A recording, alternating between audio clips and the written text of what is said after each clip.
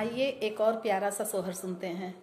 चंदा मामा आ रे आव पारे आव नदिया किनारे आव हो, हे चंदा आई जा तू एही रे अंगन मा रघुनंदन तो से खेल लेते हो, हे चंदा आई जा तू एही रे अंगन मा रघुनंदन तो से खेल लेते हो।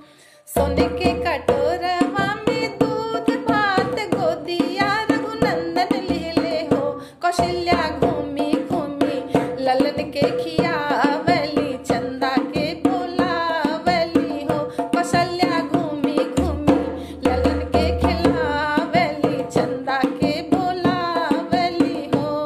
सोने के थरियावा मंगावली गंगा जल भरावली हो, हे चंदा आई जा तू एही रे थरियावा रघुनंदन तो से खेल लेते हो, हे चंदा आई जा तू एही रे थरियावा रघुनंदन तो से खेल लेते हो।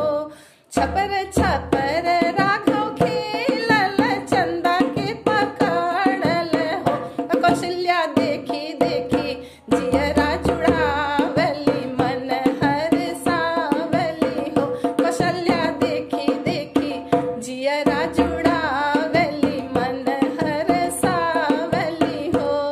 चंदा मामा आ रे आव पारे आव नदिया किनारे आव हो, हे चंदा आई जा तू एही रे अंगन मा रघुनंदन तो से खेल लेते हो, हे चंदा आई जा तू एही रे अंगन मा रघुनंदन तो से खेल लेते हो।